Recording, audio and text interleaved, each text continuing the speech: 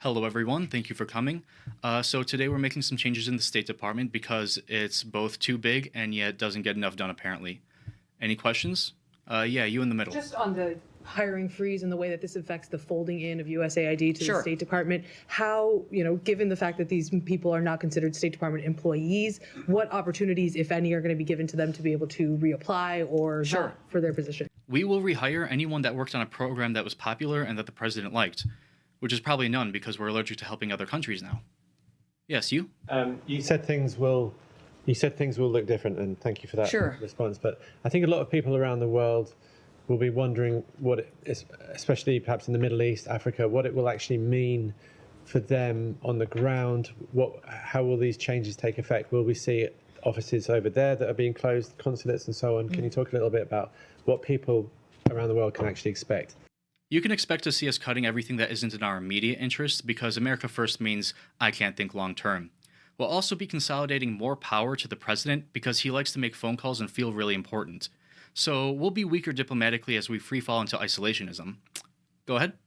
So in the reorg, we see that the Undersecretary for Civilian Security, Democracy, Human Rights, as known as J inside the State Department, seems to have been eliminated, and some of the bureaus under that is being brought under different undersecretaries. But for example, Office of Global Criminal Justice, which works on monitoring atrocities overseas, which cooperates with different governments on war crimes accountability, seems to be completely eliminated. So I'm wondering, this undersecretariat was a place where U.S. basically did democracy and rights promotion globally. Does the new State Department under President Trump no longer sees that as a mission? Is that no longer a priority? Sure. Yeah. We are deprioritizing things that will make us seem like hypocrites because we're aligning ourselves with dictators. Like when we cut funding to investigations of Putin's war crimes. We don't want to waste money fighting things we don't care about and are planning to do ourselves anyway. We're a bit sick of accountability. You with your hand up? You said earlier that you talked about some of the programs and you described them as, the aims of the programs were not in line with the aims of the country. Now there are countries like U.S. has made democracy promotion a priority, but that priority actually did not go down well with some of the countries in the world. So if a country, for example, a lot of people would give the example of Hungary. U.S. has funded some independent media organizations in Hungary. If those are in contradiction with Hungary's goals, U.S. is no longer going to... No, Trump really likes Viktor Orban.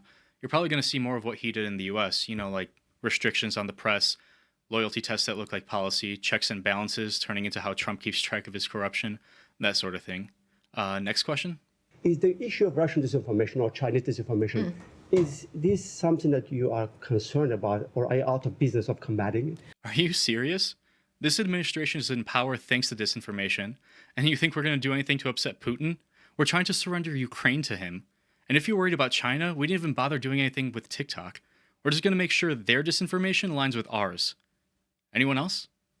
There's an internal State Department memo that was put out about this that said that the undersecretaries are going to be submitting a path to reduce domestic staff by 15%. Can you just help us understand how the leadership in charge of this reorg came up with the 15% number, and if there's any wiggle room there? Or The numbers are completely made up, like the tariffs or Doge's budget cuts.